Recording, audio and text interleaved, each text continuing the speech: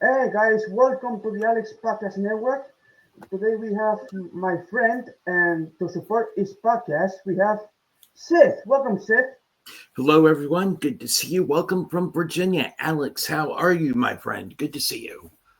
I'm very good. I'm very good, sir. So today is AEW Revolution, and so Sith, tell the fans where can find you on the Twitch. Yeah. First and foremost, you can find us over at No Spots at twitch.tv/TRU No Spots Pod.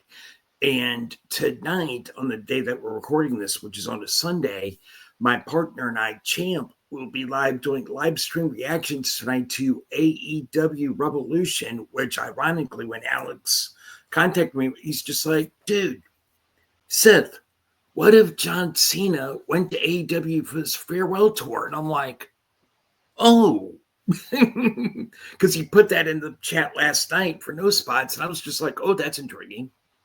So Seth, I created this list. I created the list of the match on the pay-per-views, and you are going to book them storylines and matches. You are the booker. Uh-oh. We could be in trouble. Where's Brian Pillman going, all right, Mr. Booker, man? Of course. So yeah, of course. So the thing starts on Raw. Yes, on Raw in Netflix. That Cena says, "I'm done. I'm going." But it doesn't mention AEW. But it leads to the reason I'm done. I did everything that I used to do here, and I'm going to anywhere else. So what do you think about that? Okay, here's what I see happening where it comes to leaving WWE. He's still a heel at this point. And, we've had the shock heard around the world, all that. He's got the championship. And he says, I've done every single thing I can do here. I have completed my stories here, but I've got more left in the tank. I really don't want to I want to go elsewhere, show up elsewhere. I'm on an open deal. And then I would say a week and a half later on Dynamite, no surprise, no announcements, no nothing. No one from the dirt sheets knows that he's showing up. Right around 9:00, all of a sudden, with no music yet, boom, Big Match John shows up in the middle of nowhere. Kind of like when you have these shock debuts on a pay-per-view or on Dynamite or on Raw, etc., where you don't know the person, they just come out of nowhere and just show up, kind of looking like, let's get the lay of the land here. Yeah. Cena shows up, and this is just a typical appearance. Let's say you have a good mid-card match happening right now. Say, let's have some fun here. Going to do this on the fly here. Let's have Adam Page, not even in a match right now. He's cutting a promo on Kenny Omega. But before Omega can respond, the lights go dark. Like that. And then when it comes back on, standing on top of the stage is Cena. And the fans just go insane. Because, that's an AEW gimmick. The lights go up when there's someone showing up.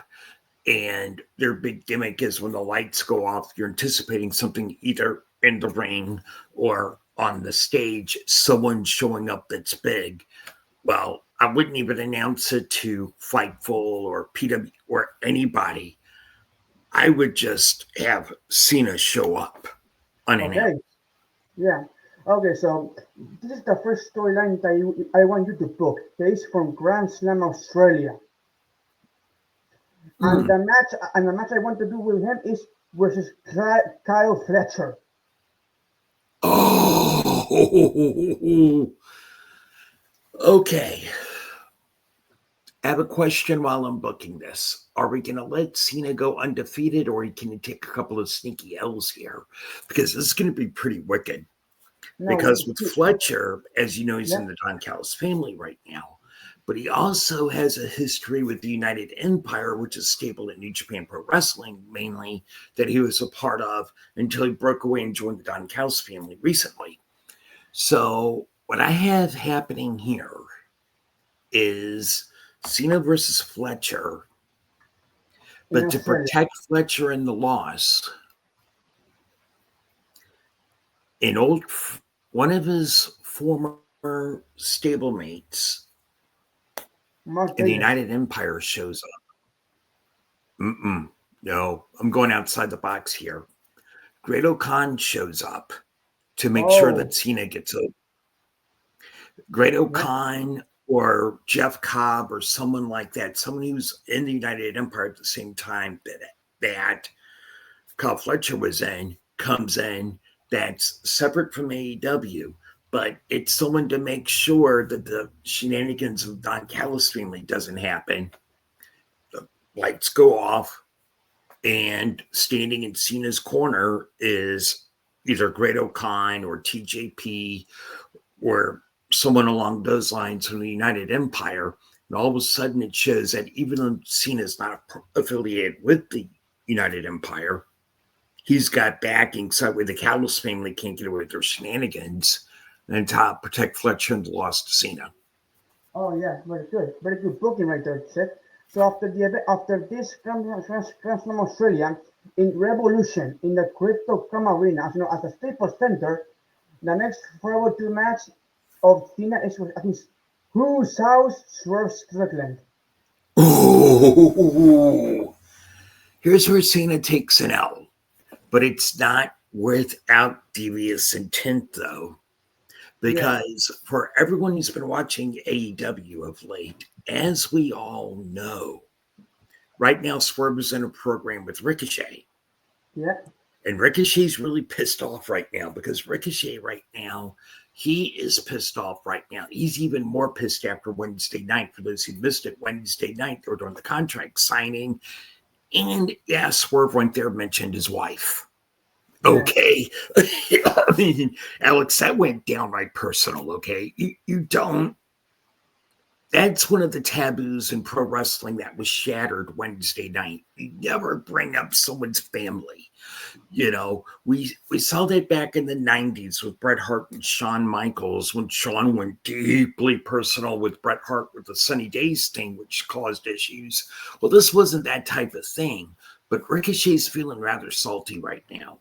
So in order to bounce you back into that program, Cena wins the match, but Ricochet comes in, boom, does the scissor shot on Strickland with the referee with his back turned, because it's going to be Rich Knox, so he's always not using common sense.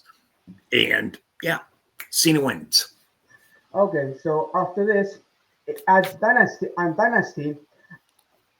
in Philly, I want a match, but it's not John Moxley. It's even worse for John. His match I want to be against Eddie Kingston. Oh my God. You're really, look, you are doing what Mariano Rivera used to do at the Yankees when he was the closer for the Yankees. Inner Sandman hits, Rivera's coming out of the bullpen. It's lights out with Rivera. He shuts down the team, Yankees win. With you, you're literally going all out here. And you're saying, you know, I could do Moxley here, but this is Dynasty. So it's not really an A-level PLE. It's more of a B-level PLE. But it's still, you want to bring in Kingston. But here's the thing, though. Moxley, I don't think had a lot of experience with Big Match John that much. But he factors into the finish, though, because who's his best friend? Yes, John Moxley. Eddie Kingston. Moxley and Kingston, they've been best friends for a long time. We have seen this wrinkle play out in AEW for quite a while. even if you go back on Max, not sure what it's called there in Spain, but now Revolution 2021 is on there. Who's in the ring when the ring's about to allegedly explode at the end of the exploded rubber match? Kingston comes in and cover his best friend, and the next Wednesday on Dynamite, we're having shots of Jack and laughing it up, and making fun of it because the ring didn't explode. So, anywho, Yeah, of course. In this match, Cena wins this match, but it's because the best friend doesn't step in. okay, He's got his own worries right now with everyone opposing him. So if Moxley does get involved, Darby Allin is going to show up fresh off of scaling Mount Everest. Darby Allin shows up to remove Moxley out of the equation. Cena wins. Okay, I will tell you my finish. So John Cena is going to get busted open by Eddie Kingston, but you know how this match ends with Cena with blood on his face, crimson mask, doing an STF on Kingston and passes out. Nice. That's even a better one. Because yeah. Continue, Seth. I like the idea of him being busted open and passing out, because it gives an out for you to advance the story to Double or Nothing or All in Texas and go back to it. Yeah, because it's a bit inconclusive. But the next match on AEW Double or Nothing is going to be personally number one contenders match for the title versus the Devil instead of MJF. Imagine the promos beforehand, the month leading to this card. I will tell you one promo I created in my mind. So Cena says, MJF says, John, your career has been good, but not as your career in divorces. With Nikki Bella. And Cena in response with, hey, MJF, you did the same thing with your ex-wife before you came with Alicia, right? And these guys have a lot in common when it comes to working the crowd. They don't mind doing things ring psychology wise to get into the heads of someone else. For example, with MJF, let's say one of the shows is in the Boston area, he could easily show up in Mets colors or Yankee pinstripes or something like that, or New York Knicks or Rangers type stuff in Boston, which is major Bruins, New England sports area. But then you can return the favor in New York and have Cena show up in Bruins colors to have a mic battle, a promo battle with MJF. Yeah. But what I have here is an 8-ball that you're not counting on. Yeah, I know. So the match I want to do with him is like, I want John Cena to kick out of 2 heat seekers, the Super Cena style, and MJF kicking out of 2 AAs. Mm-hmm. And the match ends with Cena doing the Super AA from the top rope.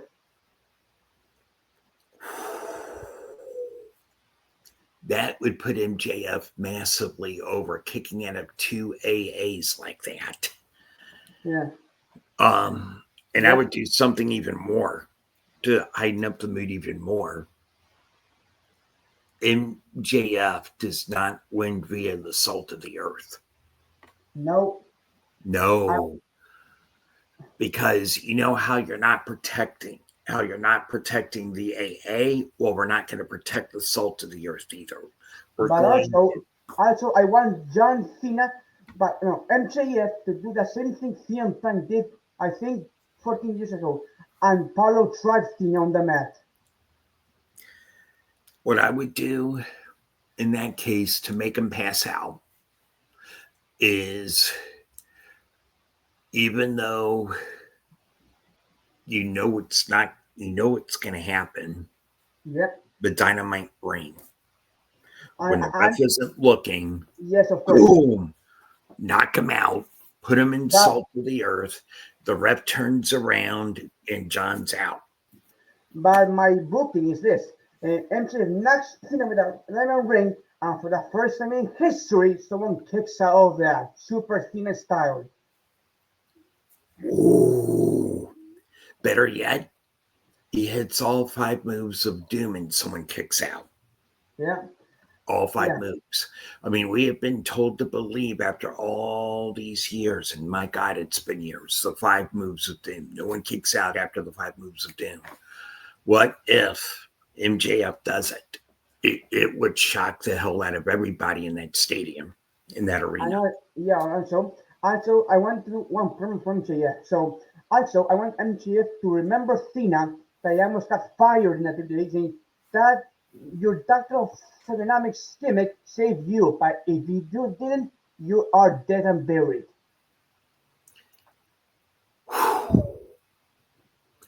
The way I would do it is I would have the 5 moves of doom not work.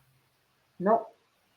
That way, people really start to have this disbelief that John's going to have his way in AEW, because one of the common tropes that people have goes, this harkens back to 2010.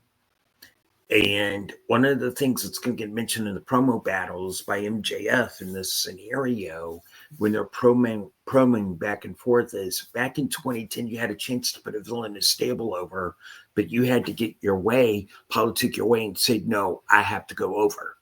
And you fucked over the Nexus the entire way. You screwed over the Nexus. Yes. Yeah. And Of course. it's something that Edge, Adam Copeland, and a bunch of other people told John, this isn't a good idea. And John, he was headstrong. He's like, no, I got to get over. And No. after that match was over backstage, John realized very quickly nobody was on his side at all No. No. where it came to that, because even people that liked him were like, dude, no, this was a bad idea. Of course. So okay, so Seth, this is after the match. So in Double or Nothing, Kenny Omega comes out and congratulates Cena, right? And Don Callis comes out, and John says, "See you at All In." Hugs Kenny and Don does this, Boo. and Cena joins the Don Callis family and bloodies Kenny Omega to death. I didn't want it to do the right side because that's copyright, so I did this.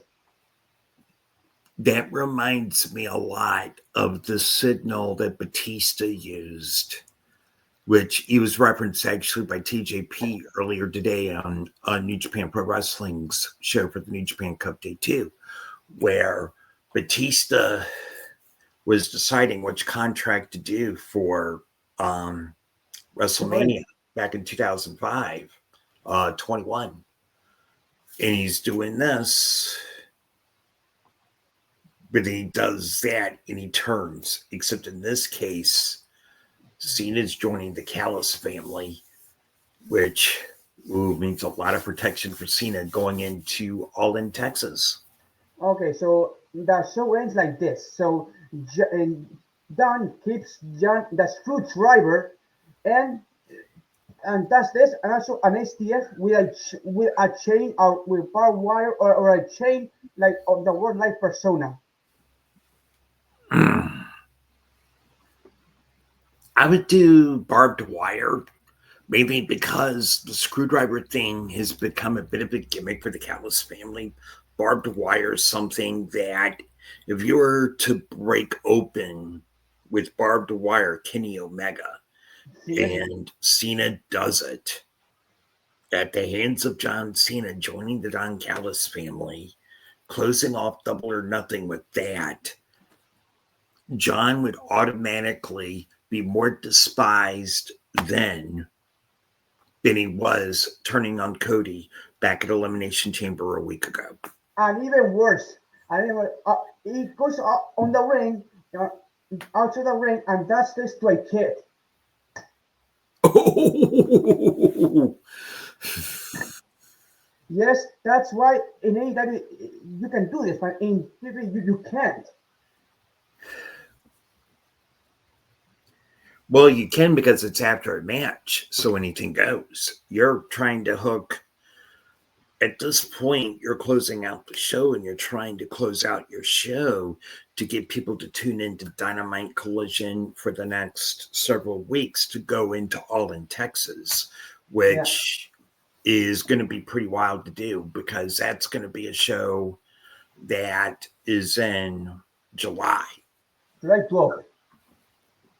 Okay, so we go to All in Texas, and this is an insane match. 5 stars, 25 minutes or 30 minutes of action. Kenny Omega surprised 3 AAs by John Cena for the in the history of Texas of a one waiting angel. I would even do one even more. Cena has help because of the Callis family shenanigans that are going to be helping out Cena. Hmm?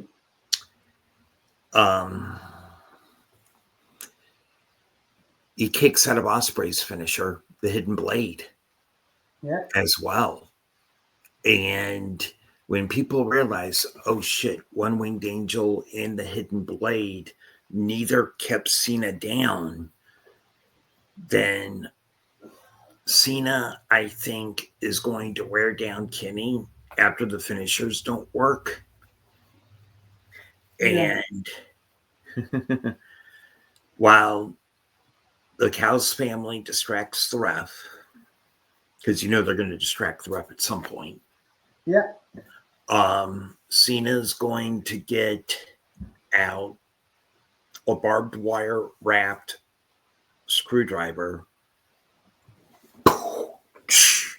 bust open Omega badly up here, yeah. and then have him tap out, have him pass out. Cena wins, but it's Of going to be a course, very brutal match. my finish will be this. John Cena does a brutal AA from the top rope that connects with Kenny's neck and does next does a catch style power driver and an STF and Kenny passes out. That would be wild. Yeah. Okay, after the pay-per-view, we go to Forbidden Door. Which is London, the 2-0 or Q2 Arena, I believe, is where they're thinking of having it this Yes, year. of course, not Wembley, but okay.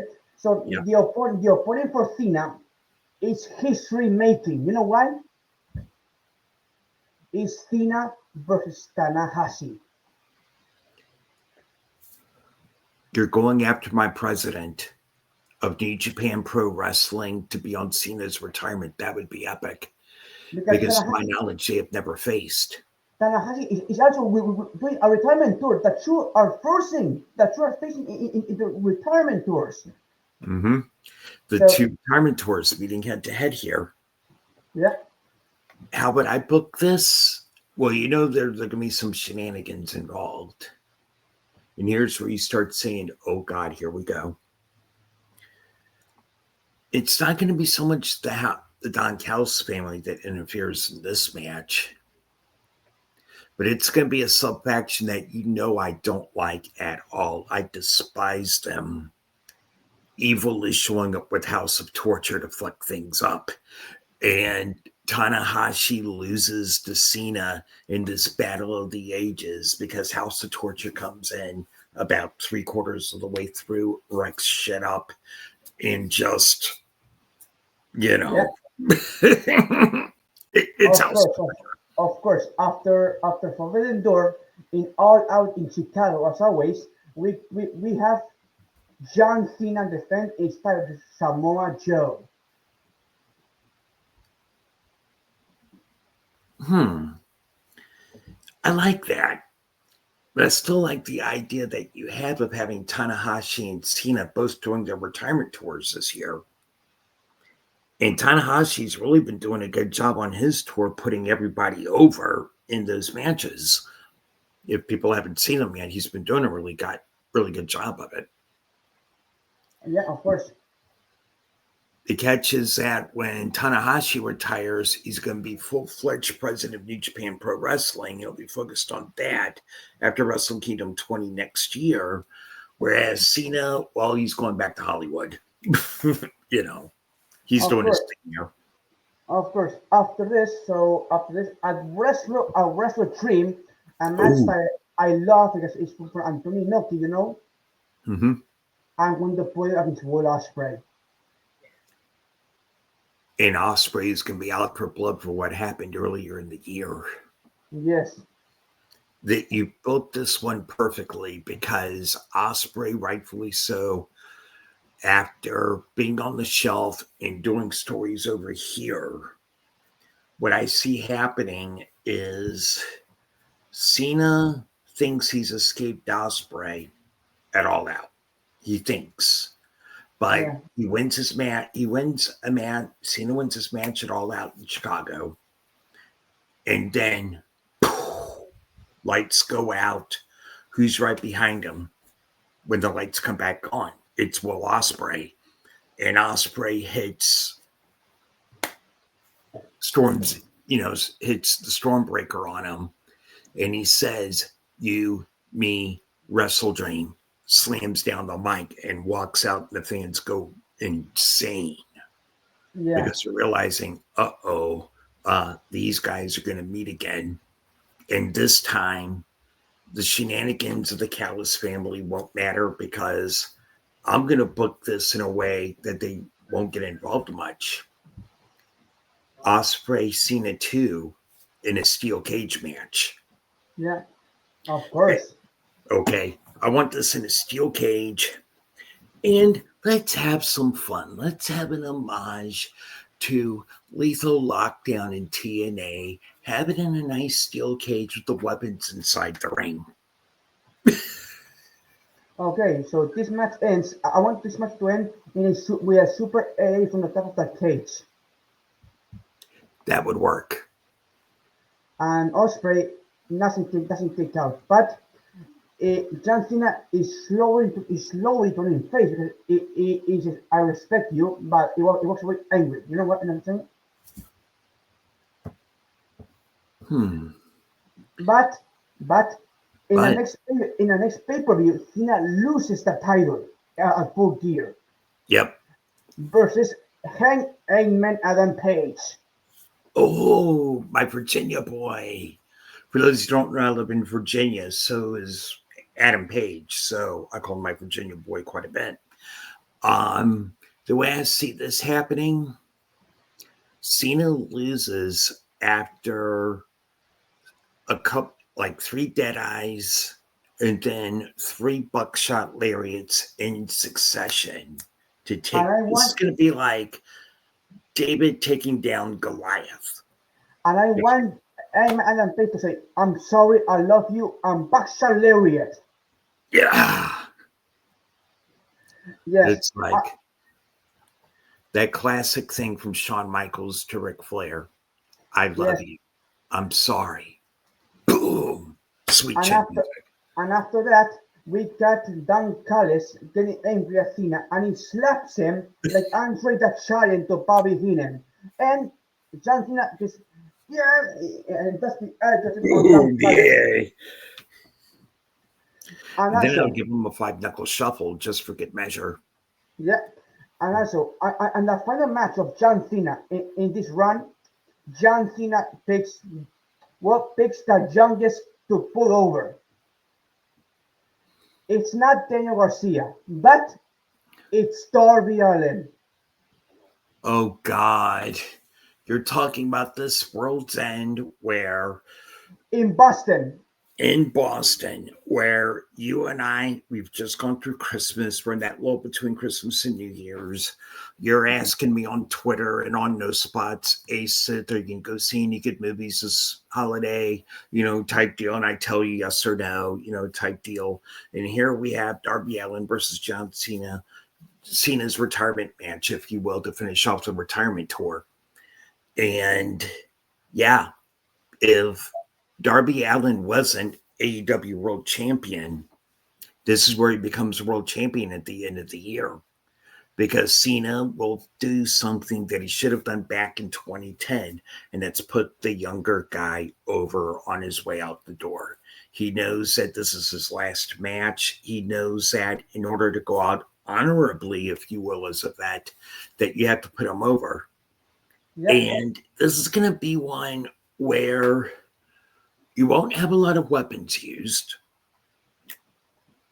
but 2 consecutive coffin drops, though. One on a table, then one inside the ring. 1, 2, 3, and Cena does the right thing, hands over the championship, raises the hand, and gives Darby a hug and tells him something, in his ear, something like that. Tells him something inspirational in his ear. Like Undertaker to Bray Wyatt, you know what I mean? Yeah.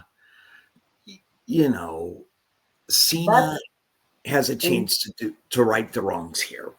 But in this match, I'm going to put to Cena to do the most brutal area in the history of his life.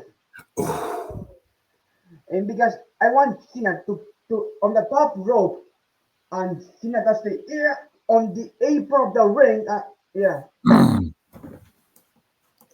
And AA from the top of the rope, but not on the ring, on the apron, and boom!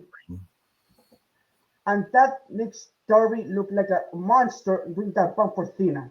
One thing that Alex and I could tell you with our times of watching wrestling, my God, I've been watching it for over 40 fucking years, is the ring apron is the hardest part of the ring.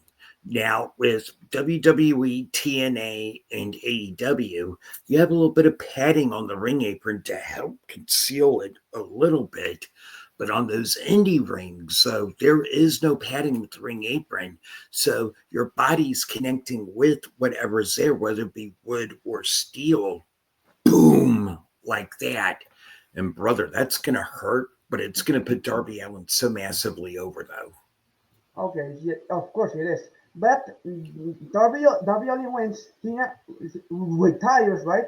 But this doesn't end. This doesn't end like this. Cena will go out in a stretcher. You know why?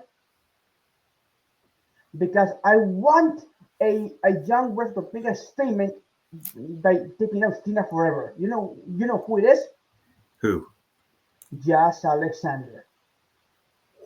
By doing a C4 spike on the ramp. There you go. You're bringing in my favorite that hasn't showed up yet in AEW. He's expected to be there, and he's going to send Cena out on a stretcher. That's brilliant booking. But I want to do the most brutal super spike because Cena on the ramp is not. But I want to do it like I don't know, in a not a cinder block. That's very dangerous. But I wanted just to do a C4 spike like from the stage. Right. Like stage trip to like Champa to Gargano. And it would be a message sent to Darby from Josh Alexander, which is, hey kid, you took out one of the greats, but I'm coming for you next year. Wow, man. Because one of my original plans was not Shane McMahon, not Shane, please. So I wanted to make I wanted to do not Baron Corbin, but also I wanted to do like the most brutal one, the one that is going to be amazing. One of my original plans was let me think about this because was Kevin Owens. Who, right? Okay. In a perfect world, I would give Kevin Owens one night off from WWE and one night to work in AEW to get that done. Okay, because we're doing this AEW booking thing, okay? Theoretically, since we're talking theoretics here, Sean Ross Sapp has said this time and again. You could get AEW wrestlers to work with WWE wrestlers for a charity game of basketball, which you could easily get. But getting them into the ring together would be something totally different. Well, stop right there, though.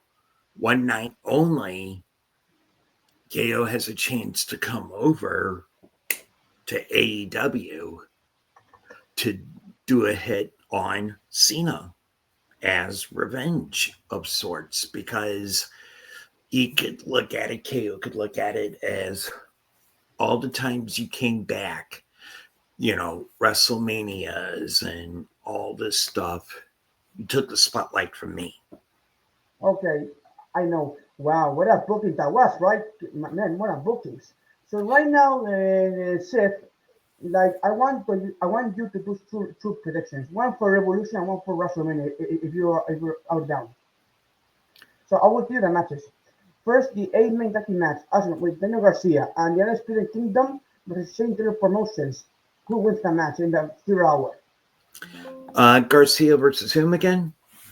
The first 0 hour match, eight main tag team match, Daniel Garcia and the Undisputed Kingdom versus Shane Taylor Promotions. Oh, you're going down the card for tonight. I'm going with Garcia and Undisputed Kingdom. This is, all right, let me preface this. What Alex is doing is going down the card for tonight, okay? Champ and I will not be live reacting to 0 hour, or as I call it, the ROH Honor Club infomercial, where you'll get an overall view of the card, but you'll get these matches. Here I've got Garcia and Kingdom winning. Shane Taylor Promotions, I like Shane Taylor Promotions, don't get it twisted. But my problem is that Shane Taylor Promotions is out on ROH TV. They're on Honor Club. And because they're on Honor Club, there's really no reason for them to win the match.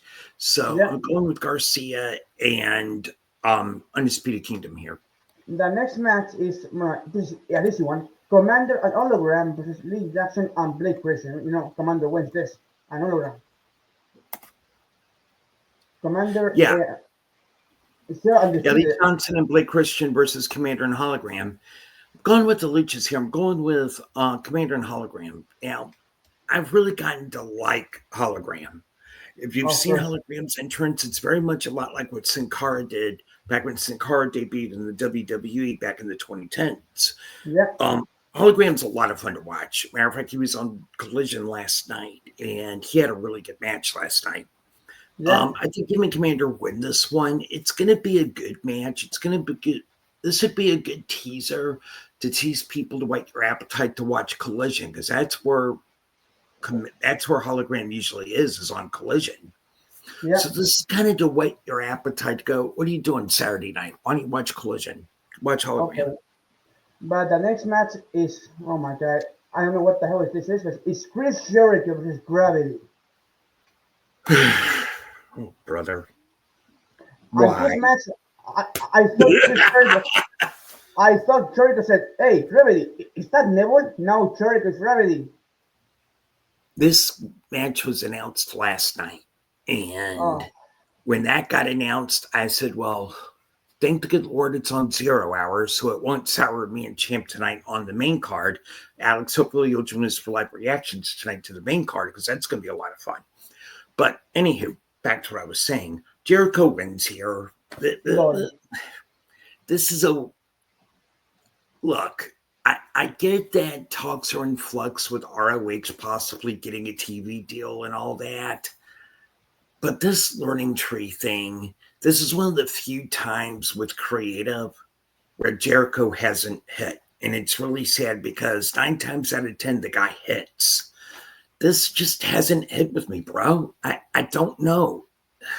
Yeah, also, and honestly, I want Hologram to win the title for Jericho. That is better for business. That would be awesome. Yeah.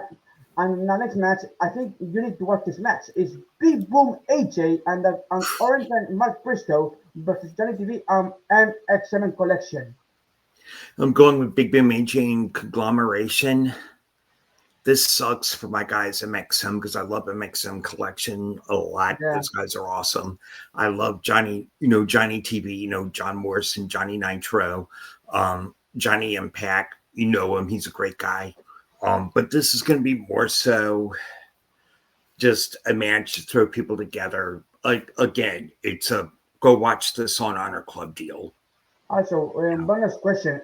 Have you seen Dustin Rhodes' Twitter tweet they posted? Haven't seen his Twitter today, no. He said this ago they want to recreate the Hollywood Backyard Brawl in AEW. Have you seen that? I will show you that tweet. Because I would love to have that recreated for Tony Storm, Mariah May this evening. That wouldn't be because that's a Falls Count Anywhere match. So you could do the Hollywood Backyard Brawl and have Falls Count Anywhere and take that out. Yeah, I know. There. So. Okay, here's the tweet. I will share the screen. Wait. Let me see. Here I have that tweet, but I'm going to share the screen. Here. Look, there she is. Look. I can barely see it, Mike. I can pull it up on my laptop real quick. Hold on. Give me a second. I can pull it up. Because I follow Dustin, so this won't be too hard to do at all. Dustin Rhodes, the All Natural. Who's March 6th. Don't see the freaking baseball stuff. Here we go. Hold on.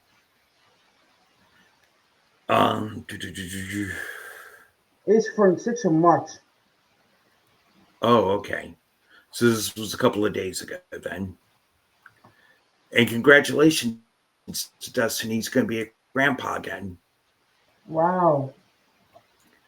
So congratulations to him. I really like him. He, he's one of the good guys. He turned his life around with addiction and everything. Okay. I love that picture. Everybody said Kerry ain't got shit on me. Yeah, I know. But yeah, the next match, I think it's very divided. But that backlot match, that would be pretty wicked. The next match, Chef, is very divided because it's the Horse Syndicate versus the Outrunners. As much as I love the Outrunners, I've really gotten to like their retro 80s thing. Alex does I'm an 80s guy. I'm going with Hurt Syndicate. We hurt people. Yeah, they're going to hurt the Outrunners tonight. Hurt Syndicate retains. Oh, yeah. The next match is even better. It's Okada versus Kane. As much as I love Brody King, Okada's got this in the bag. I think the big money match for Okada has already been hinted at. It was hinted with Kenny Omega. They're going to go at it All in Texas. The big question is, it going to be title unification bout at All in Texas, or if it's just going to be for the title that Okada has now. But Okada wins. Should be a good match, though. The next match is like, you don't follow Japanese wrestling, but champ is Mercedes Moné versus Momo Watanabe. Boss Time 2.0 wins tonight. This is, look, nothing again, no disrespect towards Mercedes at all, or Mono, or opponent tonight, but this was thrown together because Mono won a match, I believe at Wrestle Dynasty, and called a shot last month on Dynamite to say, all right, you meet Mercedes, we're going to go. And it's pretty obvious that 4 Belts Moné retains tonight, but here's the thing, and Champ said this last night on episode 277 of the No Spots podcast, which you can find on streaming platform on Spotify and Amazon Music. When Mercedes Moné goes up against these Japanese opponents, she steps up her game even more, which is a good thing. So this could be a sleeper of a match tonight. I recommend you watching the December 2014 match, because that match was amazing on New Japan Pro Strong. Mm-hmm. And I have New Japan World on my Fire Stick. So like this morning, before you messaged me to say, bro, you want to do a pod today? I was watching New Japan Cup on my Fire Stick because I pay for New Japan World. And all I kept thinking was, this is going to be fun just have Mercedes step it up tonight. It's going to be fun. Yeah. Also, my hot take. This is a hot take. I think in the next years, Dave Kidd is going to be a champion in AEW. Come on, bro. It needs to happen. The person I want to become a champion in AEW right now, that's a woman, is Harley Cameron, but she's not ready yet. She's getting over, which is a good thing. Give her about a year or so, Harley Cameron's going to be a champion in AEW. She Okay. is incredible as a talent. First, our next match is a steel cage with Osprey Oh, Kyle Fletcher. Champ's going with Osprey. I'm going with Fletcher. I've got this weird feeling that the Callis family gets involved somehow, some way, and Fletcher wins. I Yeah. hope I'm wrong. I hope Osprey wins. But with the Callis family, you got to know they're going to try to break into that cage and do something to interfere with the match to get Fletcher to try to get Fletcher the W. So the big outlier here is, will the Callis family shenanigans work or no? Okay. So one thing Osprey is going to do is going to do a moonsault or something from the top of the cage. Come on.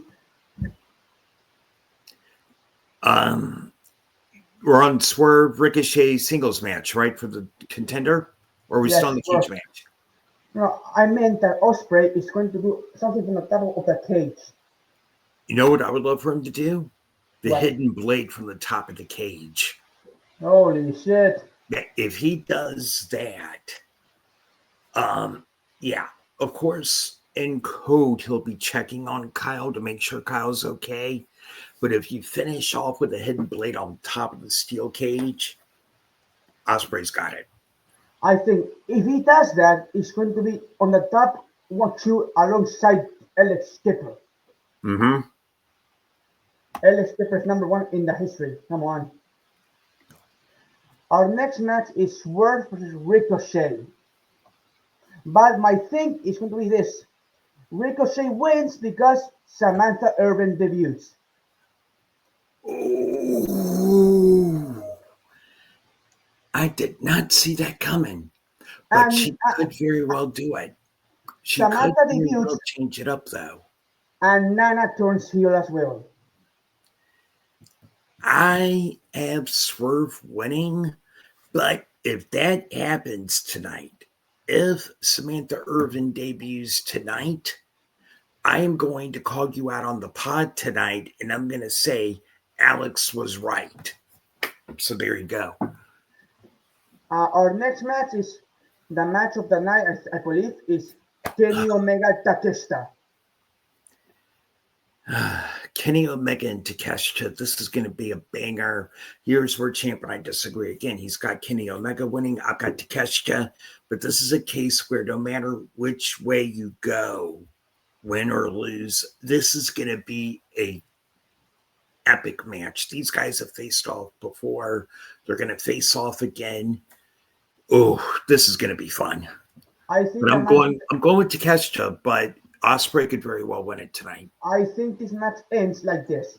Kenny Omega does the one winged angel, and Takeshita is put on the ropes. And after 15 minutes or more action, Kenny Omega does a one winged angel from the top rope. Wow. And that's it. Bye bye. Our next match, this is my most insane book I ever had because it features a debut from a former WWE superstar. It's MJF versus Adam Page. Going with my Virginia guy, going with Hangman here, but this rivalry's gotten so deeply personal. And these guys have been going at it on and off for 5 years in AEW. You got to remember, back at the first Double or Nothing, these two had a square off on the main card. They had a square off in the main card in Double or Nothing because of what happened in the Casino Battle Royale on the buy-in show. Okay, so this is my two bookings. I have two bookings for this match. One, MJF wins because of Baron Corbin. Oh, God. End of days of Diamond Page and wins. But the second one is more crazy, but it's crazy. It's Ant-Man is going to win, but Christopher Daniels turns on Ant-Man. Oh, God.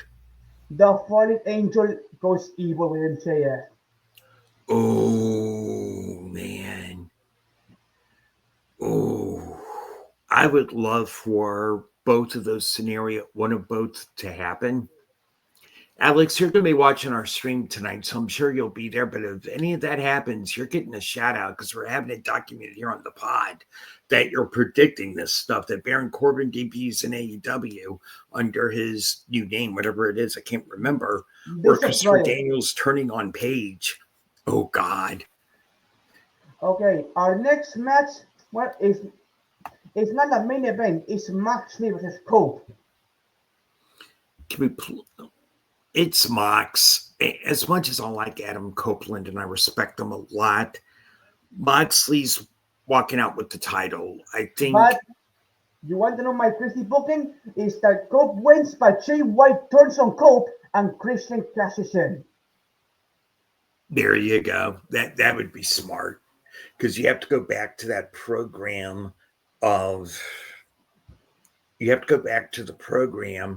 that got started up with Cope and Christian Cage. But I saw something on Sportskeeda that said, holy shit! Because what if John Moxley loses because Cope turns heel and joins the Death Riders? I think that you're onto something where it comes to double turn. Moxley face Switchblade turning. Switchblade's going to turn tonight. It's something that when I was not only watching AEW this week, but if you're watching New Japan, the battle that's happening between House of Torture and the War Dogs as to who's going to control Bullet Club. Yeah, Switchblade's always been best as a heel. He's done a good job as a babyface, but it's time for him to get back to being that evil Switchblade heel. I know. You know. Okay. And we skipped the match. Here, I see something. Timeless Tony Mariah. Yeah, Timeless Tony Mariah is the main event. Come on, it's a big. Oh, that's your main event tonight. Cool. I don't know, but I want to see it. I want to see that. Oh yeah, I would love for that to happen. Hey Tony Khan, grow a set, Mike. Grow a set. Have this as your main event because look, you can have the shocking ending with Mox, whatever happens there. Cool. But to have Mariah May, Tony Storm main event Revolution would be a first for AEW where it comes to pay-per-view because Grand Slam Australia wasn't a pay-per-view. It was essentially a how should I put this? It was essentially a special edition of Collision from Australia because that's what Grand Slam is. It's either Dynamite Collision taped. It's never a pay-per-view.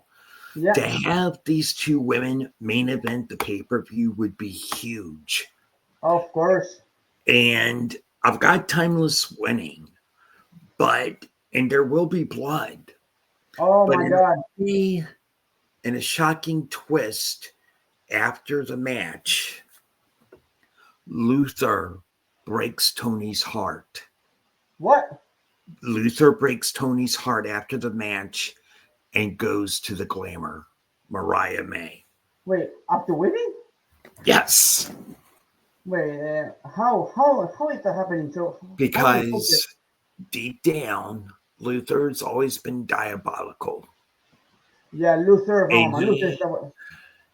He reminds me of the quote from Punk recently. I'm not going to stab you in the back. I'm going to do it to your face. I'm going to do it in front of you.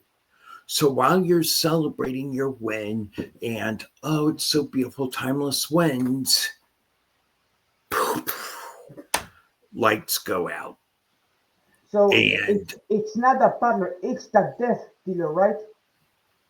As lights come back on, Luther is behind her, but he's not in the Butler costume. butler attire.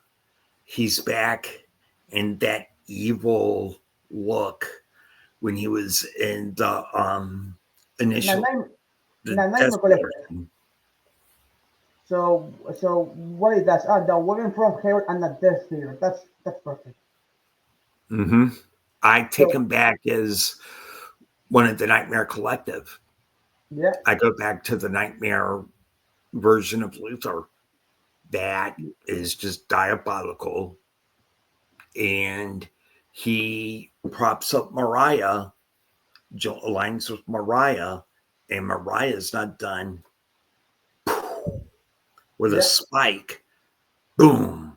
Britt busts open Tony after the match. Wait. They are not done spilling blood yet. So that thing. So that makes another match between the two, right? Right. So, If but that's this time I want an exploding barbed wire. Come on. oh god. Barbed wire would be awesome. Yeah, but also I have a crazy idea. I have two. One, I'm holding a spot kid. Indie hardware can as an indie hardware Who just can won a title a couple of nights ago. can Yesterday actually. can help Mariah May defeat Tony Storm. That wouldn't be a bad idea. Because she is on an open deal right now, so she could just show up. Yeah, and That's the thing about also these open deals is if you're not signed to a company, the former Baron Corbin isn't signed to a company right now. He could show up tonight, one night only, but a couple of weeks later, go to New Japan. so yeah, I know. So Seth, I wanted to ask you this for a long time. So I wanted to ask you this. So I created a storyline after Revolution that a new character arrives in AEW named the Endless, a Hollywood from the 50s or 20s, a male starlet, like Tony Storm. But this time, Mariah May first falls in love with him, and the Endless uses Mariah like Mariah used to Tony, and Mariah May gets destroyed by the Endless faction, and Mariah returns months later and reunites with Tony Storm. That's deep. That is deep. Because to my knowledge of AEW, there really hasn't been much of a villainous stable involving women. You had the Nightmare Collective. Okay, you Yeah, had them. But the most recent villainous stable in a promotion that wasn't WWE was the beautiful people out in TNA Impact. of course it is. Okay, so what I would do with these people is I would align them with someone who's a free agent I that's been, I will give him that to an NXT wrestler named Tony D'Angelo. ooh, The Endless Tony D. mm-hmm, Tony D and Tony Storm are very similar. One meaning the Mafia and one being timeless. that would be wicked. Yeah, yeah, of course. But one of my other idea was is not real. It's a fantasy booking, crazy fantasy booking. It's if The Rock shows up at AEW, I wanted The Rock or Mariah May to sell his soul to the final boss, Oh, and that makes Mariah May a new champion, being with a more big Hollywood man than Tony Storm as men. that would be wicked.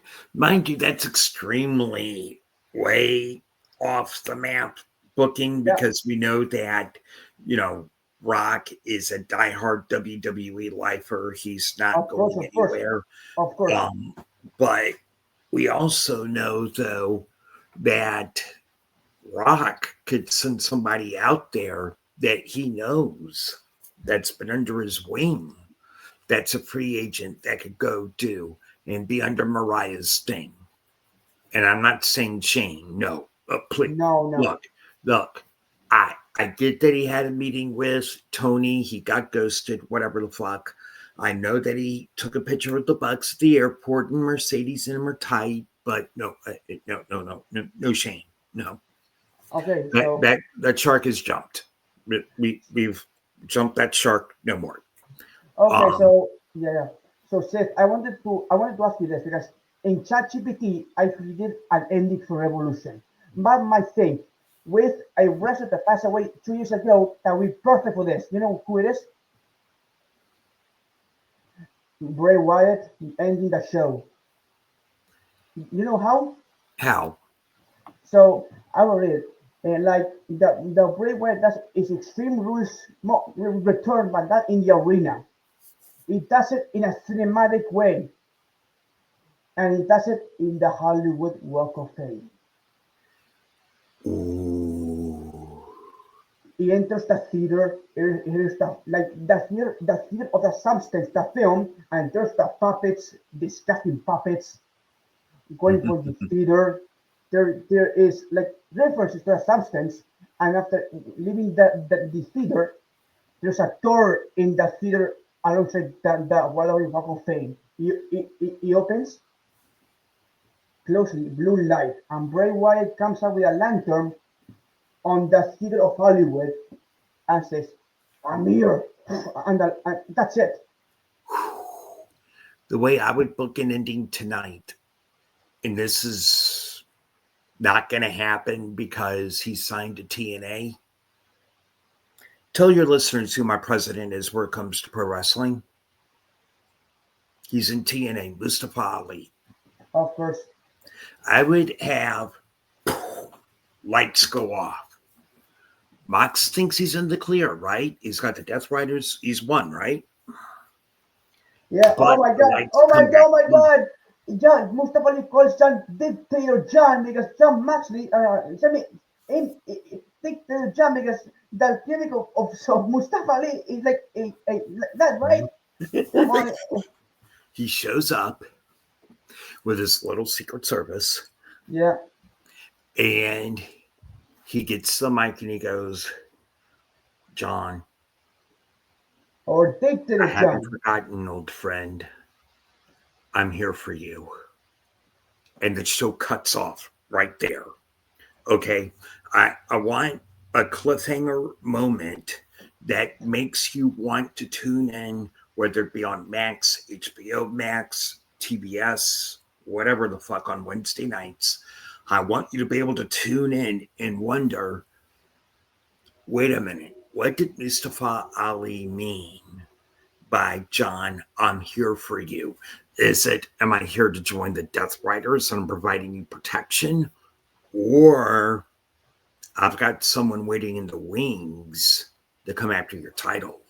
Eddie Kingston. In Wednesday night on Dynamite, you just called it, Eddie Kingston shows up and he's the messenger, and it sets up Kingston Mox. And we're going to go back to where, did things ever get fully repaired by them on screen? Yeah. Wait. No, Yeah. no. I want to see the reaction of Maxley when he hears Eddie Kingston's music. Come on. Yes. I said, That's oh why no. Eddie should just Oh show no. up, and Mox will be in total dismay because he's just like, oh God, what the fuck now? What now? Or My or best friend is here. Is he or here to Maxley help me or to pour salt into my wounds? or Maxley says, here's the news. I said, oh no, I'm done. What the fuck? I just did to everyone because Eddie Kingston is the Yeah. savior. Yeah, of course. So Seth, we're 1 hour. So I wanted to ask you some things about in the WWE Hall of Fame has been amazing. Triple H, Michelle McCool, and Lex Luger. Also not for disasters, but I want to ask you this. My prediction is that the celebrity win is Cyndi Lauper.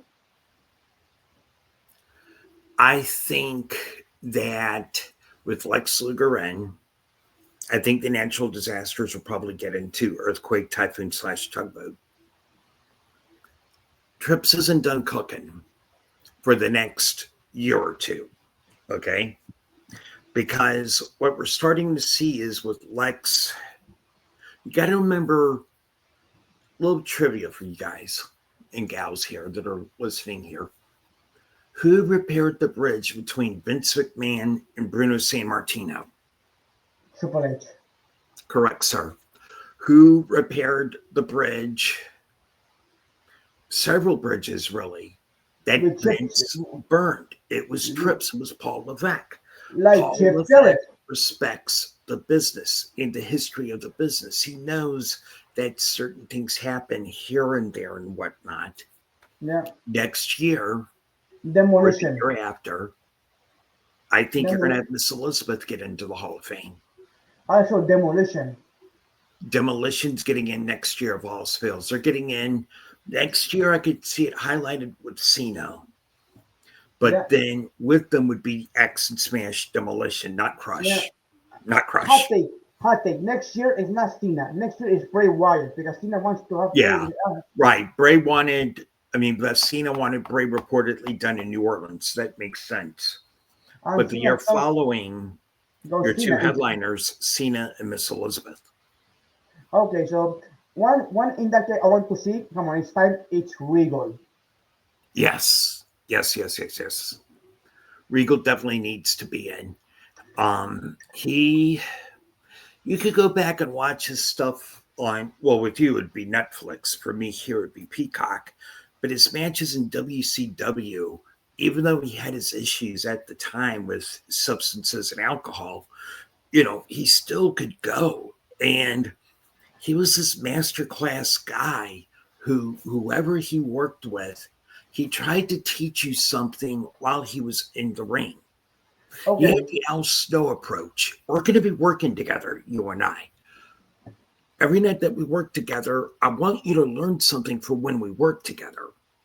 Okay, so the next thing that I want you to keep two stuff on this in that piece. One, Bam Bam Bigelow.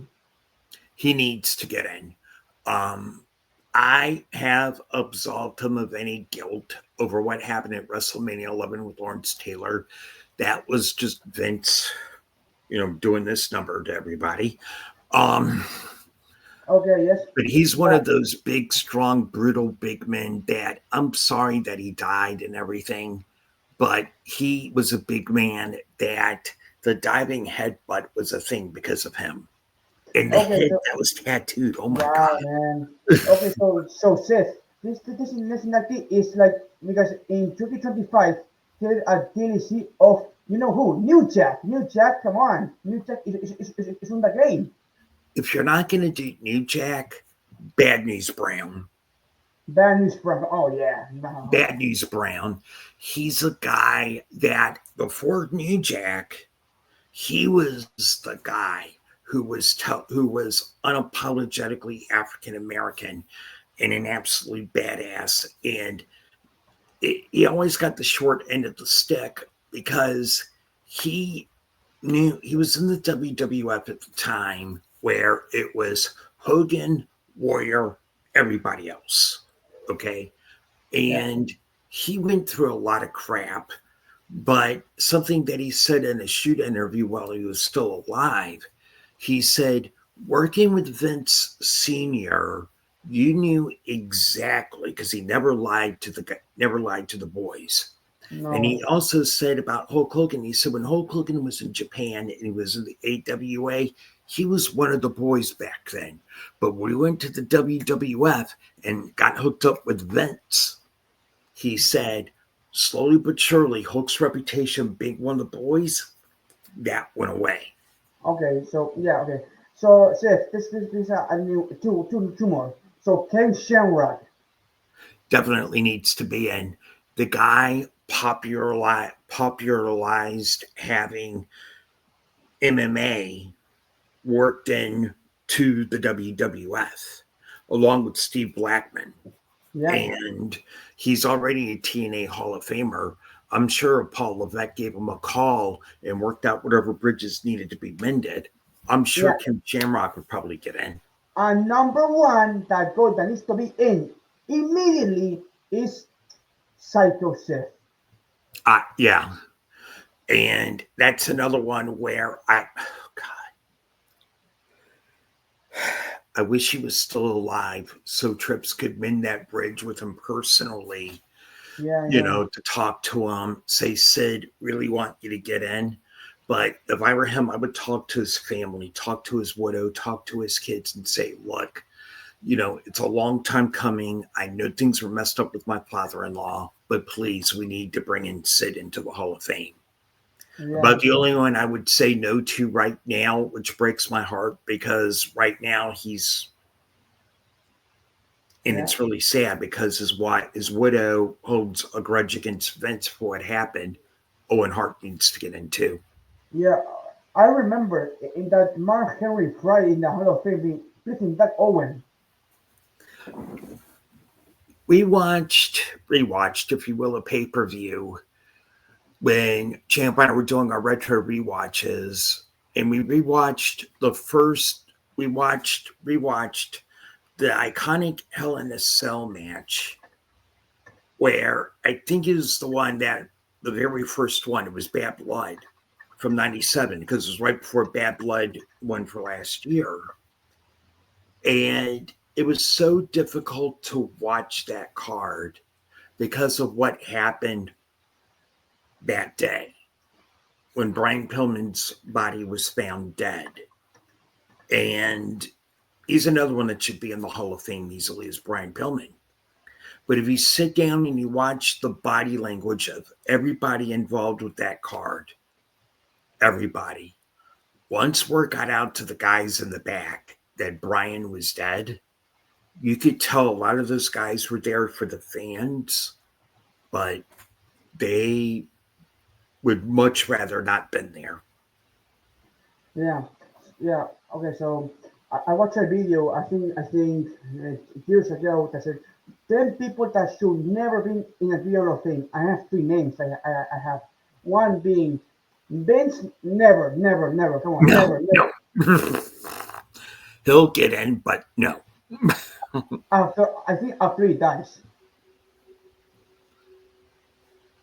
Who do you have in as a no? Okay, so no Vince when he's still alive, it will never kill him. But after he passes away, yes.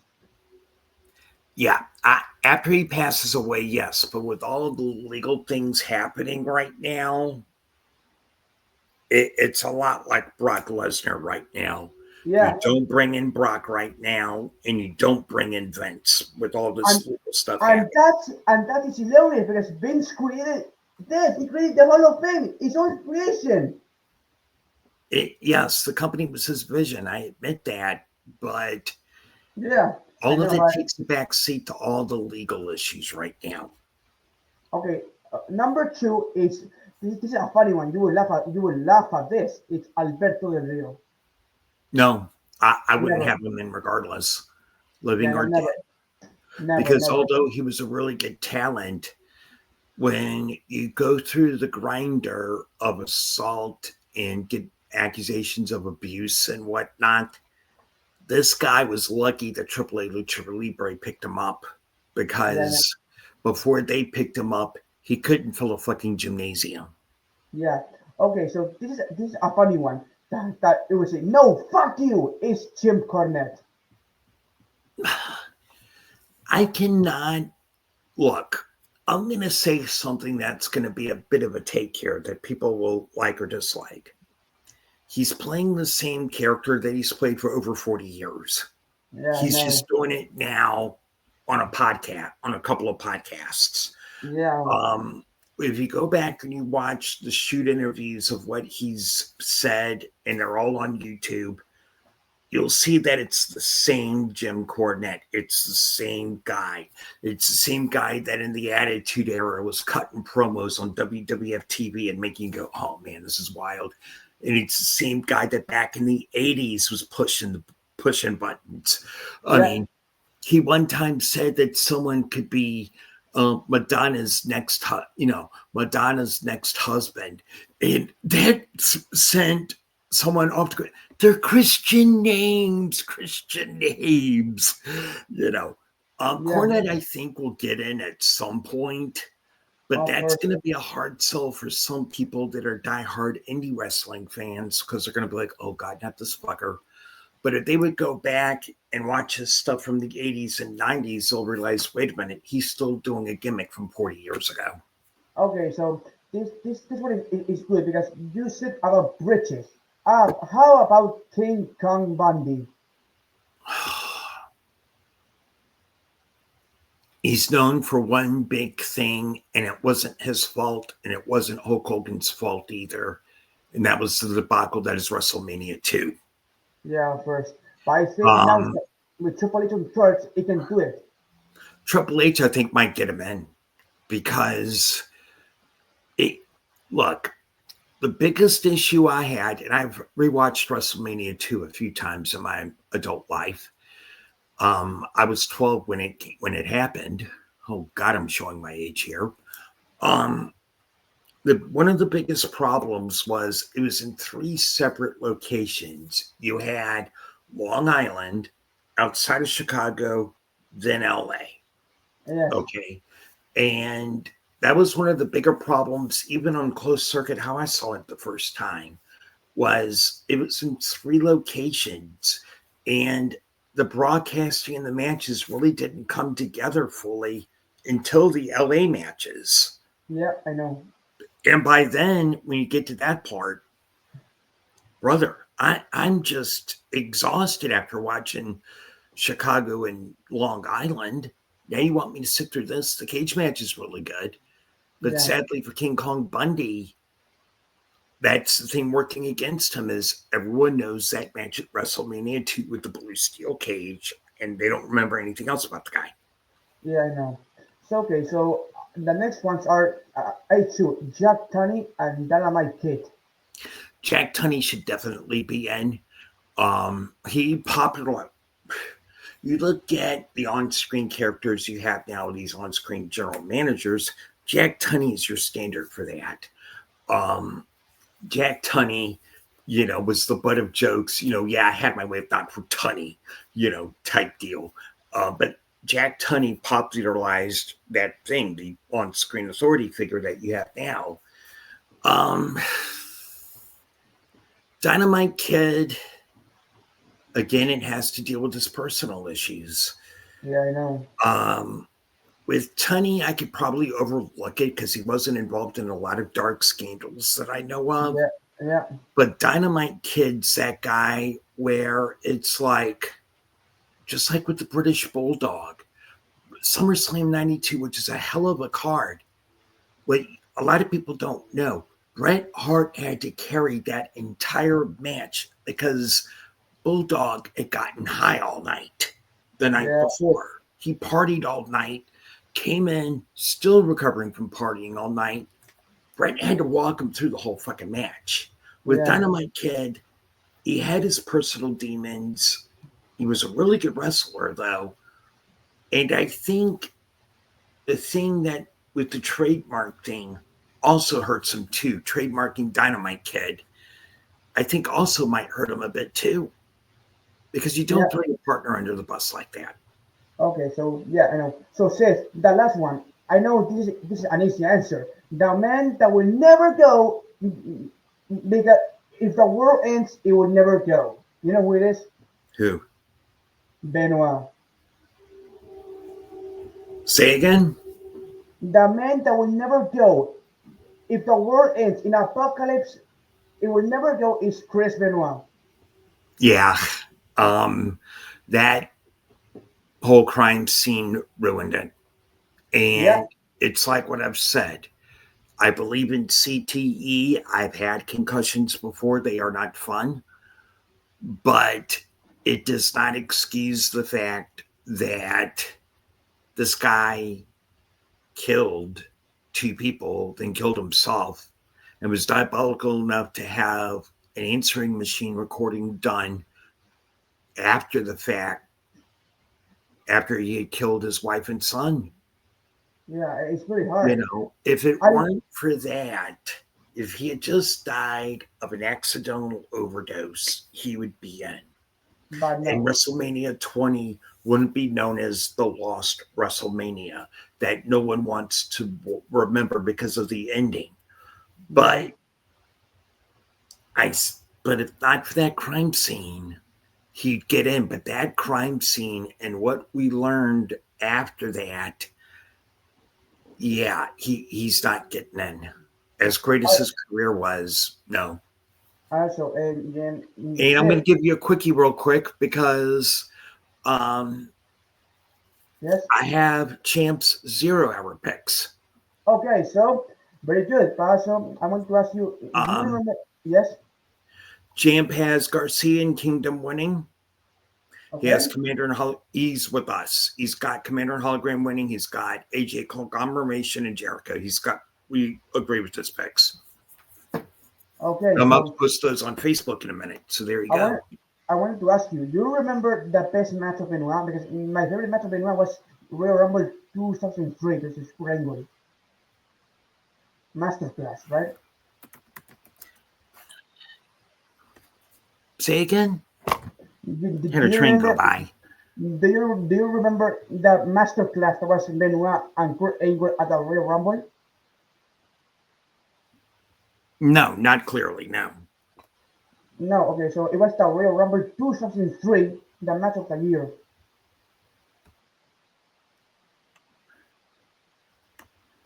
But so that, okay. Okay, so Seth, I wanted to It's ask you not ringing a something. bell right now. No, no, don't worry. Okay. But so, you know, thank you very much for joining us. But thank you very much, man. I will have you next time in the future to have some more fantasy Okay. booking. And I want to do the most Yeah. controversial one with you. I want to Oh, do a controversy. Muhammad Hassan. Oh, man. What Here's if a guy that Asuka? got, I'm going to say it before we even do this pod. That guy got the short end of the stick badly. What if Hassan was in the WWE this year? And you know what I will do with him? I would With have him. I with would. Sami Zayn. Oh, that wouldn't be a bad idea. Primarily because Sammy's actually Muslim. The guy behind Muhammad Hassan wasn't even Muslim. He's an Italian American. Yes. That's the thing that really gets me is I didn't know in 2004, 2005 that this guy was really Italian American. Not until the internet blew up. Yep. And you find out that, wait, this guy's Italian American and he was Yeah. playing a Muslim American. Yeah. And I don't blame him for what happened in the segment that would later get him removed from WWE programming because back then SmackDown was taped. Yeah. I Okay. know. It taped on Tuesday, aired a couple of days later. You could have cut that out. Yeah. I know. He got So short in the stick, bro. yeah. So Seth, before leaving, we're going to do something. I have here six matches to be added to WrestleMania 41, and I want your thoughts. So Braun Breaker versus Sheamus, career versus title. I want to see the match for God's sakes. I want to see that match where it comes to Breaker Sheamus, and I want Sheamus to win. Yeah. I Our want next match. Sheamus to finally complete it. Our next match is a demolition derby. Four-way tag team ladder match. DIY, Model City Machine Guns, Street Profits, and Pretty Deadly. You know, I'm a Pretty Deadly mark. I love Pretty Deadly, but I'm going with the Street Profits. It's been a minute since they've had gold. It's time for them to run with the gold.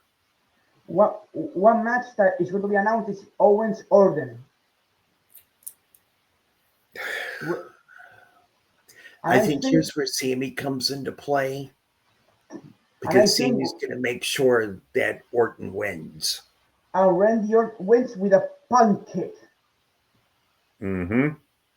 and that's how the match ends. Our next match is Jade Cargill versus Naomi. Jade. Um, Despite all the reports of the heat backstage, that's been several months ago. It may have died down. We don't know. Jade. And the next match, I will give you a tease. I hate you, Solo. Solo Sikoa versus Jacob Fatu. Jacob Fatu.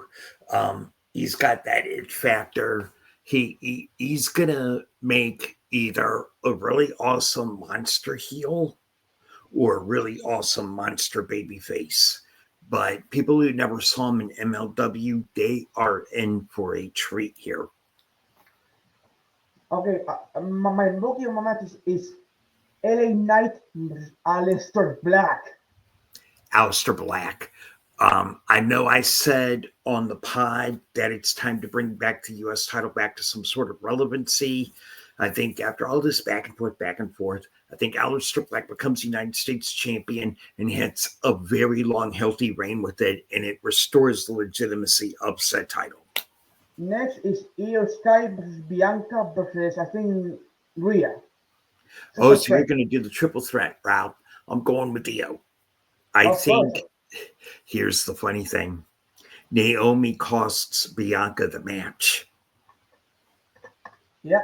Also, the next match I wanted to like one crazy Punk, Rollins, Reigns.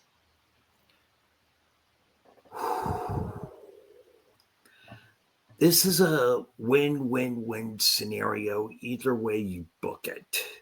I remember that favor from Heyman. Yes. I think this happens on night one, by the way.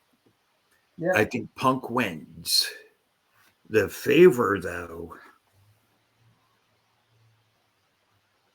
is Heyman goes to The Rock. Oh, shit. And after Cena wins, he puts a bug into Rock's ear that Rock knows is true. That John's going to want to retire a babyface, and he needs a corporate champion to stand by his side after Cena goes.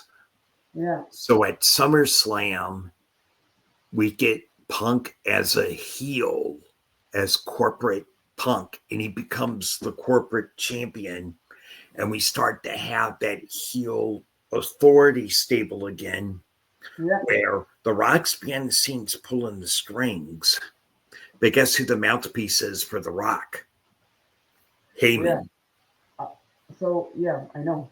So, Tiff, have you seen what the Wrestling Observer newsletter said 2 days ago, 1 day ago? It said that the plan was for John Cena's fusion alongside The Rock to be safe for the WrestleMania main event. However, that decision was made on the of the chamber to do it instead. What do you think about that? I liked the idea until Cena turned heel. Because when Cena turned heel, I was counting on corporate Punk. I wasn't counting on Cena's turn. Anyone who said they had Cena turning heel, I need to see some receipts because a bulk of us did not have Cena turning. Okay, not during the retirement tour. So I want to ask you, Seth, what was your reaction and Champ's reaction when Cena turned heel? Oh my God, we were in absolute shock, but we were in love with it because it was so way out there that no one could have guessed it. Yeah, because the original plan was for Cody to turn heel, but Cody said no. Cody, I get that Cody wants to be the white meat babyface. He doesn't want to be a heel. I feel like Bishop 3 from Alien 3, the human bishop, Ripley, it's the chance of a lifetime. Think of everything we could learn from it. You must let me have it. Cody, you must let us have that heel turn at some point, mate. Yeah. I think the Cody turn will come, but not this year. Some slow burn. Yeah. Cody turning slowly into Homelander. It needs to happen. Into Homelander. It needs to happen. God, I'm over here quoting Alien 3. What's wrong with me today? And also, Seth, you know, I want, what is the main event of WrestleMania Night 1? Is Gunther versus Jey Uso. WrestleMania, which one? 41? Night Which 1. one do you have up now? Jey Uso versus Gunther. or is it the opening match? I think Uso wins. I think Jay wins. Yeah, and what happens what happens after Gunther loses?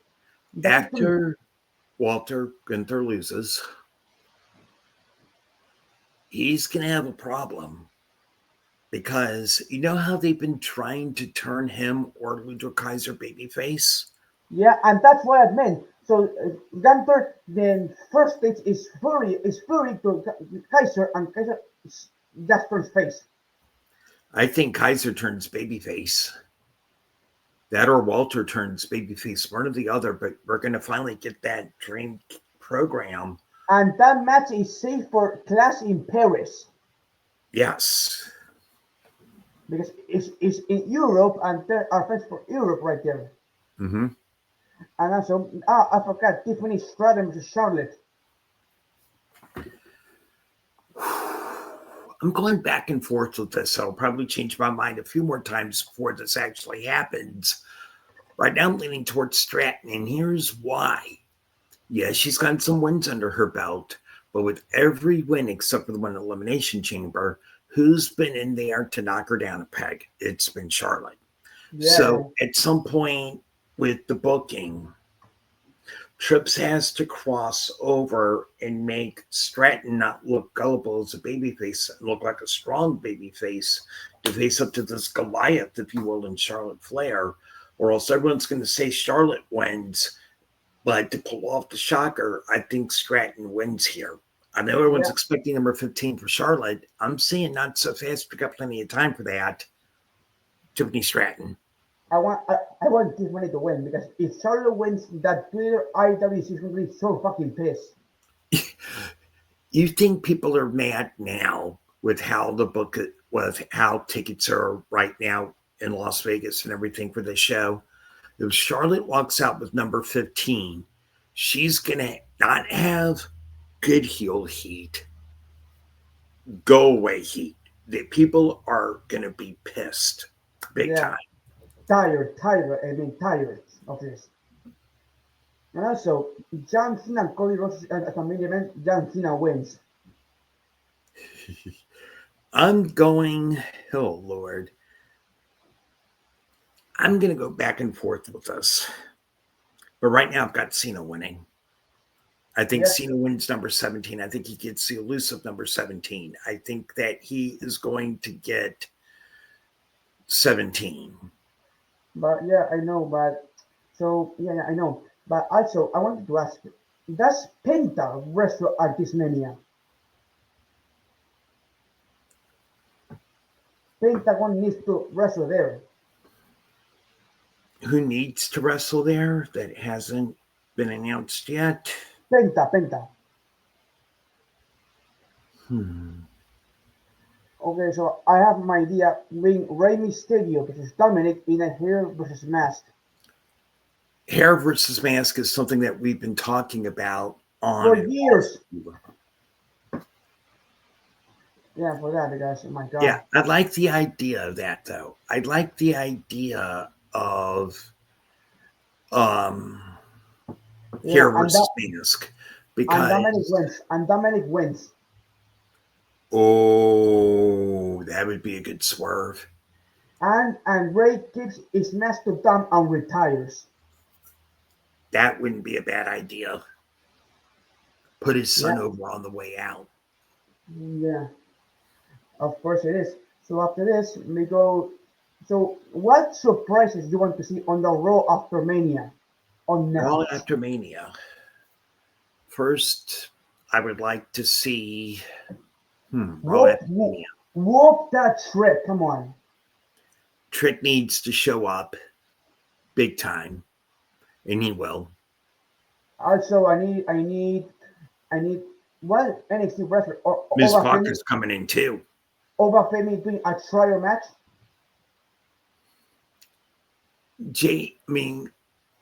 Trick Williams comes in Raw after Mania, and the first person he seeks out, I think, is your IC champion. Man, he's not going to do what Mello did, which is go right to the top. No, Oh, I he's going to forgot. I shoot for forgot. like the IC champion. Yeah, and also one man that needs to be on the roster man is Tony D'Angelo. That wouldn't be a bad idea either, because I've got him possibly losing at Roadblock this Tuesday night. And although I think he could make a good run as NXT champion, if that's not in the cards, Tony D could probably show up on the Raw after Mania. And if With, he's with not signed to a main roster deal, he could float between Raw and NXT. And then eventually, like what they did with Jada Parker, not with Parker and Jackson, where they've had them float between, Lola Weiss and Jakara Jackson, where they've floated between SmackDown and NXT. You could do that with Tony D'Angelo floating between Raw and NXT, let him cut his teeth on the main roster. So when yeah, he's ready to go full-fledged on the main roster, he's there. I also have two more. One the other one's being I think I have it here being metaphor. The entire metaphor and the returning Noam Dar. Metaphor is almost ready to be up. I know that Vice and Jackson are definitely ready. Yeah, Um, Oro. the Meta Girls are ready. They are definitely ready. The guys in Metaphor, Well, Noam Dar is injured, I believe, right? Noam Dar's injured, which is a bit of a bummer because he's been ready. But he's been doing so well building up talent down in NXT that you don't want to lose that. If he doesn't want to go up to the main roster, if he's more than willing to put people over on NXT, I would just let him stay there. Okay, and this is my last one appearance because it's from TNA, the Hardy Boys. Yeah, they're definitely coming. I think that Jeff proving the last 3 years of his sobriety is him embracing this last chance and changing his life around, going back to TNA, becoming a TNA World Tag Team Champion with Jeff again, and now going into NXT, working with the guys and gals there.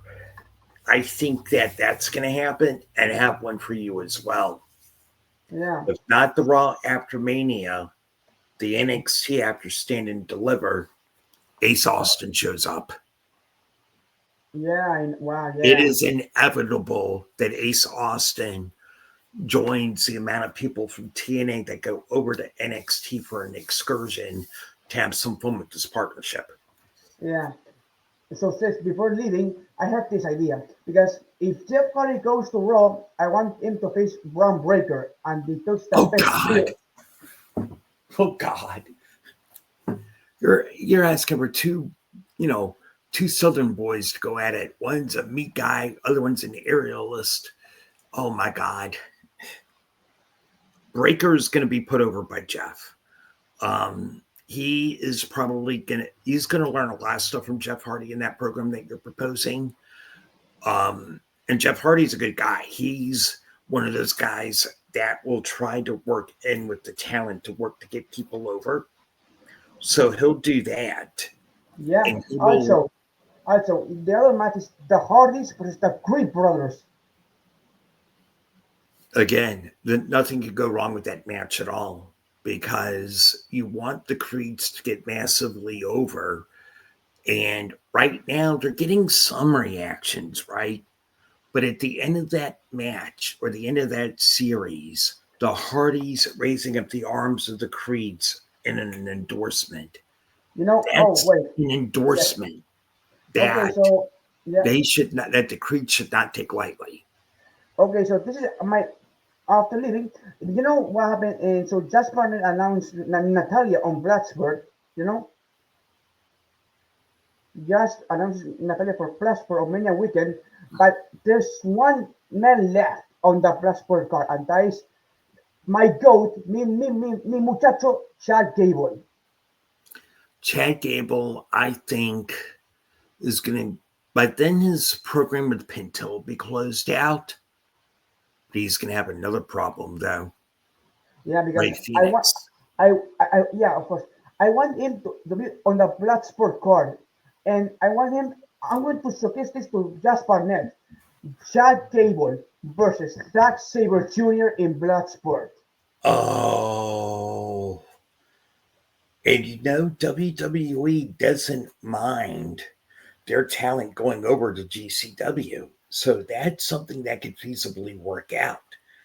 And the two of them in a blood sport match, which is knockout or submission, no pinfall, that would be awesome. Also, have you seen this monster in Bloodsport name from Georgia, David, or that's my God? Have you seen that wrestler from? He's like from Georgia, an Olympic wrestler that destroyed people there. I could tell you right now with the match that we're talking about. I will show you. I will show you. So this Yeah. is the wrestler. Oh my God, it is huge on Bloodsport. Let me see. I will show you the picture. But oh my God, man, I want this man to face Karrion Kross in the Bloodsport. Look at. I will show you. There you go. GCW's got Haas's there. That reminds me, Hammerstone said his contract's expired from TNA. Yeah, He's a I free know. agent. There you go. So I will show the screen right now. You see.